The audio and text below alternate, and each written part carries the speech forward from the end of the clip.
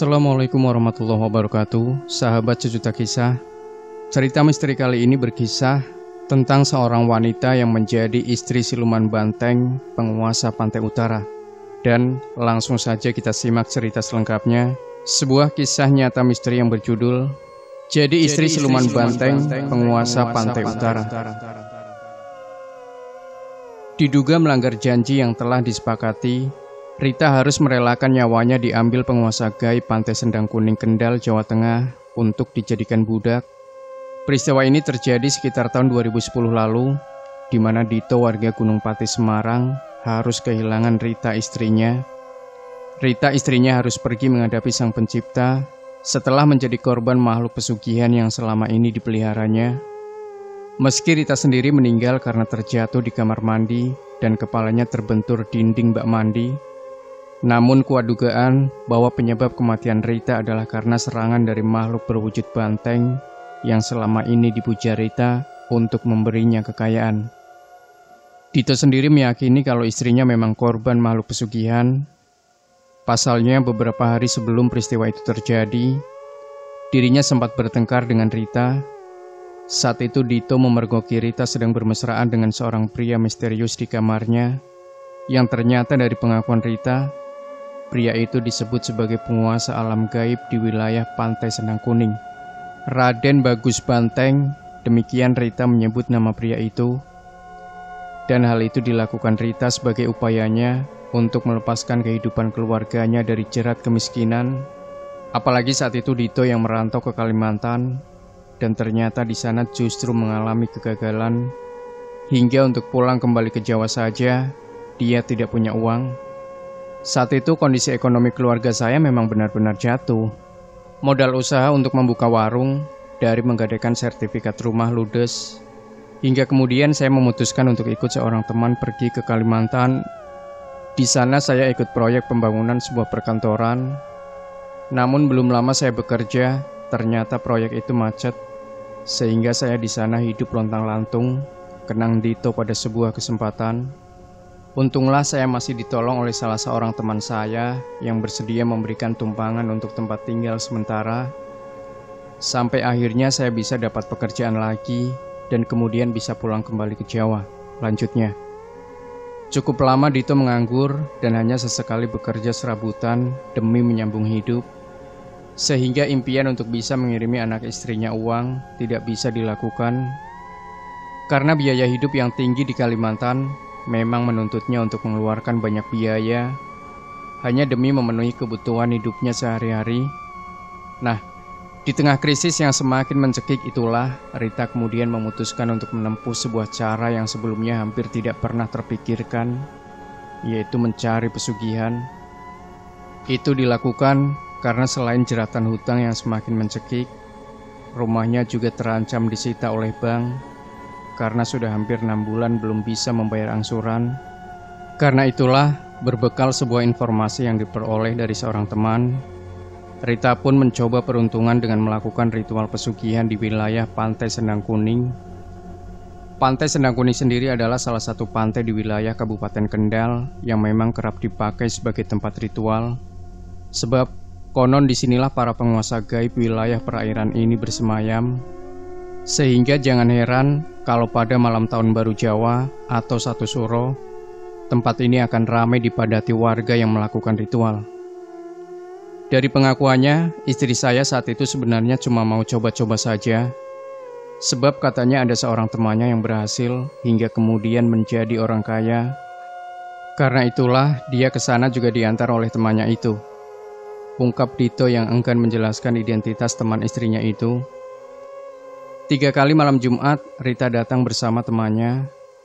Sampai kemudian dia merasa didatangi oleh seorang pria berbadan tegap, tapi wajahnya tidak terlihat dengan jelas karena gelap. Rita mengaku bahwa sebelum muncul di hadapannya, dia mendengar ada suara seperti sapi yang melenguh. Suara itu keras sekali, sampai membuat Rita kaget dan hendak beranjak dari tempat duduknya. Dan bersamaan dengan kepulan asap dupa yang semakin tebal, muncullah sosok pria misterius itu. Dia kemudian mengatakan akan membantu Rita untuk memenuhi segala keinginannya. Namun demikian, dia memiliki satu syarat wajib yang harus dipenuhi oleh Rita, yaitu dia meminta Rita menjadi istrinya yang akan didatangi pada tiap malam bulan purnama. Meski sempat ragu untuk menjawab, namun Rita akhirnya menerima syarat itu, sebab sebelumnya dia sudah tahu mengenai syarat tersebut dari teman yang mengantarnya. Rita sendiri memutuskan untuk menempuh cara ini karena dalam pikirannya masih lebih baik daripada dia menjadi pelacur. Dengan menjadi istri sesosok makhluk siluman, orang tidak akan tahu apa yang dilakukannya. Selain itu, dia pun hanya akan menjalaninya sebulan sekali, dan berbeda dengan bila dia menjadi seorang pelacur yang tentu akan banyak diketahui orang, karena tiap saat dirinya harus menyerahkan kehormatannya pada pria hidung belang yang membayarnya. Persyaratan telah disetujui dan perubahan mulai dirasakan oleh Rita dalam hidupnya. Usaha kecil-kecilan dengan berjualan jajanan anak-anak di sebuah sekolahan di dekat rumahnya maju pesat. Hingga kemudian dia mulai mengembangkan pada usaha yang lebih besar. Bahkan saat hampir 1 bulan dia bertemu dengan penguasa Pantai Sendang Kuning. Rita sudah berhasil mengontrak sebuah toko di dekat sekolahan di mana dia selama ini berjualan. Dan malam bulan purnama pertama pun tiba. Seperti perjanjian yang disepakati, Rita pun harus mempersiapkan diri untuk memenuhi janjinya. Berbagai ubur rampe disiapkan di dalam kamarnya, kemenyan, minyak wangi, serta bunga setaman disediakan di sudut kamarnya. Sampai kemudian, saat hari menjelang larut malam, tiba-tiba dia merasakan ada hembusan angin yang cukup kencang. Hembusan angin dengan aroma seperti angin laut itu pun kemudian berhenti bersamaan dengan terdengarnya suara lenguhan sapi. Di belakang Rita yang tengah duduk bersimpuh di depan sesaji, telah berdiri seorang pria berbadan tegap dan berwajah tampan. Namun anehnya, di atas kepala pria itu terdapat sepasang tanduk seperti seekor banteng. Pria itu kemudian mengatakan bahwa dirinya lah yang ditemui Rita di Pantai Sendang Kuning dan kini datang untuk menagih janji Rita. Meski ada rasa takut dan ragu di hatinya, namun Rita kemudian memenuhi janjinya. Keduanya pun lantas bermesraan memadu kasih hingga semalaman.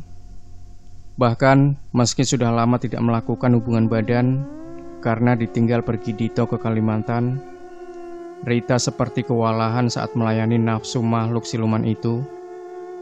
Karena tiap kali selesai orgasme, sesaat kemudian dia pasti minta dilayani lagi, hingga Rita tak tahu berapa kali dia melakukannya dengan makhluk itu. Begitu besarnya nafsu birahi makhluk siluman itu, memang membuat Rita sangat kelelahan dan tertidur pulas. Bahkan dia tidak menyadari kepergian makhluk siluman yang semalam menidurinya, karena begitu bangun, ternyata hari sudah terang. Suami gaib Rita memang telah memberinya pengalaman tersendiri dalam hubungan seksual, sehingga apa yang dialaminya pada malam itu benar-benar sangat membekas dalam pikirannya. Dan meski sempat menangis karena sedih harus mengkhianati Dito suaminya, namun baginya saat ini tidak ada pilihan yang lebih baik. Pilihan menjalin hubungan dengan siluman banteng penguasa Pantai Sendang Kuning bisa jadi tepat. Sebab perubahan ekonomi yang semakin drastis terus dialami oleh Rita. Hingga 3 bulan berlalu, kini dia sudah bisa membeli toko yang sebelumnya dikontrak. Kebetulan saat itu si pemilik sedang butuh uang untuk tambahan naik haji, sehingga terpaksa menjual salah satu toko miliknya. Apalagi sebelum dikontrak Rita, toko itu nyaris selalu sepi dari pembeli, sehingga akhirnya diputuskan untuk dijual dan langsung dibeli Rita. Meski kecil, bagi Rita toko itu sudah cukup untuk memberinya kucuran dana segar. Sebab meski hanya berdagang peralatan sekolah serta pulsa, namun toko itu seperti tak pernah sepi dari pembeli. Tiap minggu setidaknya Rita harus kulakan untuk mengisi etalase tokonya yang habis terjual. Belum lagi pulsanya. Setidaknya dalam 1 minggu, dia juga harus mengisi deposit hingga 1 juta rupiah. Sebuah angka yang cukup besar untuk sebuah konter pulsa kecil-kecilan di sebuah desa. Dana segar memang terus didapatkan Rita dari usahanya, tak hanya hutang-hutang yang selama ini dipakai untuk menutupi kebutuhan sehari-hari yang dilunasinya, tunggakan angsuran rumah juga dibayar semua.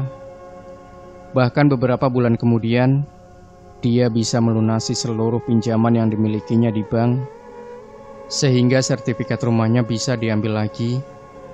Dan di saat perekonomiannya semakin meningkat, masalah kemudian muncul bersamaan dengan kepulangan Dito.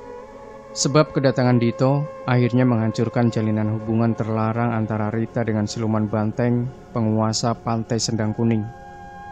Semua terjadi karena kepulangan Dito kebetulan bertepatan dengan menjelang malam bulan purnama. Sehingga saat pulang, di rumahnya Rita tengah mempersiapkan ritual persetubuhan dengan suami gaibnya. Dan saat ditanya, Rita tidak mau menjelaskan. Rita yang merasa posisinya tengah berada di atas karena sudah kaya, seperti tak mau peduli dengan keberadaan Dito. Apalagi kepulangan Dito kali ini juga bukan sebagai orang yang sukses. Dito memutuskan pulang ke Jawa karena dia gagal mengadu nasib di Kalimantan. Pertengkaran sempat terjadi di antara mereka, sehingga Dito memilih keluar rumah untuk sekedar menenangkan hati dan pikiran. Dan saat menjelang malam, Dito memutuskan kembali ke rumah dengan harapan Rita istrinya sudah tidak lagi marah. Namun saat masuk ke halaman rumah, dia dikejutkan dengan suara aneh dari arah kamar tidurnya. Selain suara desahan, dari dalam kamar itu juga terdengar seperti ada suara lenguhan sapi. Karena itulah kemudian dia mencoba mendekat dan mengintip lewat sebuah lubang di dekat jendela. Meski remang-remang, saya sempat melihat kalau istri saya sedang berhubungan badan dengan sosok yang tubuhnya sangat besar. Dan yang mengejutkan, kepala makhluk itu sepintas terlihat seperti kepala sapi, atau mungkin juga banteng, papar Dito. Karena itulah, saya langsung mengendap-endap masuk lewat pintu depan yang kebetulan tidak dikunci. Lalu saat tepat berada di depan kamar, pintu itu langsung saya dobrak. Tapi anehnya, di dalam saya hanya mendapati istri saya telanjang, sedangkan pria misterius itu tidak ada. Padahal sebelum saya dobrak, suaranya masih jelas, sambungnya. Kontan saja apa yang dilakukan Dito membuat Rita kaget bukan kepalang. Dia langsung bergegas meraih kain sarung yang terlipat di tepi ranjang untuk menutupi tubuhnya. Dan sambil tertunduk malu, perempuan ini menangis. Dito yang segera sadar bahwa istrinya tengah melakukan sebuah ritual sesat, tak mampu lagi menahan emosinya. Dia langsung mengacak-ngacak tempat sesaji serta pedupaan yang ada di sudut kamarnya. Umpatan dan makian pun terlontar ke arah Rita yang hanya duduk di ujung ruangan sambil berselimut kain sarung. Tak ada sepatah kata pun yang terucap dari mulut Rita. Dia hanya tertunduk sambil terus menangis. Hingga Dito kemudian memutuskan untuk pergi meninggalkan rumah. Di luar, Dito menyaksikan beberapa tetangganya tampak keluar rumah. Dan meski jarak antara rumah Dito dengan rumah tetangganya agak berjauhan karena terpisah kebun singkong, namun teriakan makian Dito kepada Rita agaknya cukup mampu memancing para tetangganya untuk keluar rumah guna mengetahui apa yang terjadi. Karena itulah, suara bisik-bisik di antara mereka sayup-sayup terdengar saat Dito melintas. Namun, pria yang sedang hancur hati dan pikirannya ini seolah tak mau tahu dengan apa yang dibicarakan para tetangganya. Dia terus saja berlalu menyusuri jalanan desa, meninggalkan rumahnya. Dan saat Dito pergi, Raden Bagus Banteng, siluman penguasa Pantai Sendang Kuning, kembali muncul di dalam kamar Rita. Makhluk itu tampak marah melihat sesaji yang dipersembahkan untuk dirinya diacak-acak, dan kemarahannya semakin memuncak manakala Rita tidak mau lagi diajak berhubungan badan. Karena itulah dia lantas mengancam akan mengambil nyawa Rita sebagai ganti seluruh harta yang sudah diberikannya selama ini. Mendengar itu Rita hanya pasrah, dan usai mandi dan kembali berpakaian, dia pun mencoba tidur. Namun meski sudah lelah dan matanya mengantuk, dia merasa susah tidur. Ancaman dari Raden Bagus Banteng masih terus mengiang di telinganya, dan dia sadar bahwa kematiannya tinggal menunggu hari. Keesokan harinya, Dito yang semalam pergi meninggalkan Rita pulang kembali ke rumah. Rita yang melihat kedatangan Dito langsung bersimpuh meminta maaf. Dito yang sebenarnya masih memendam rasa jengkel, akhirnya tak kuasa untuk menolak permohonan maaf istrinya itu. Mereka berdua pun lantas saling berpelukan. Dalam suasana hati yang sudah tenang itulah, Rita lantas menceritakan segala yang terjadi pada dirinya selama ini. Dito yang mendengar cerita itu hanya bisa termangu, matanya menerawang kosong. Ada kesedihan dan ketakutan bercampur jadi satu dan berkecamuk dalam dadanya. Dito sedih karena istrinya telah terjerumus pada kesesatan, tapi dia juga takut kalau ancaman dari makhluk siluman itu benar-benar jadi kenyataan. Itu artinya bahwa dia akan berpisah dengan Rita untuk selama-lamanya. Dan kekhawatiran yang selama ini menyelimuti hati Dito akhirnya benar-benar terjadi. Tepat sebulan setelah ancaman siluman penguasa Pantai Sendang Kuning dilontarkan, makhluk itu akhirnya datang lagi menemui Rita untuk mewujudkan ancamannya. Tepat menjelang senja, malam bulan purnama, tiba-tiba terdengar teriakan dari dalam kamar mandi. Hal itu membuat Dito langsung bergegas menuju ke sumber suara itu. Begitu mendobrak pintu, ternyata di dalam kamar mandi didapati Rita sudah tak sadarkan diri dengan kepala bersimbah darah. Kepala perempuan ini sepertinya terbentur sudut bak mandi hingga terluka cukup parah. Di saat Dito menduga bahwa apa yang dialami Rita adalah kecelakaan, tiba-tiba telinganya menangkap ada suara sapi melenguh, disertai hembusan angin kencang menerpa wajahnya. Kontan saja hal itu langsung mengingatkan dirinya pada ancaman Raden Bagus Banteng seperti yang diceritakan Rita padanya. Saat itu tubuh saya langsung lemas, saya pun berteriak minta tolong. Hingga beberapa saat kemudian, para tetangga datang ke rumah saya, tapi nyawa istri saya tidak tertolong. Makhluk itu benar-benar telah mengambil jiwa istri saya untuk dijadikan budaknya. Kenang Dito dengan nada berat, seperti menahan sebuah kesedihan yang teramat sangat. Kini, Dito pun harus hidup sendirian bersama anak semata wayangnya, yang selama ini lebih sering dititipkan ke rumah mertuanya. Demi menutupi kebutuhan hidupnya sehari-hari, Dito melanjutkan usaha Rita berjualan alat perlengkapan sekolah, serta pulsa di dekat sebuah SD di desanya.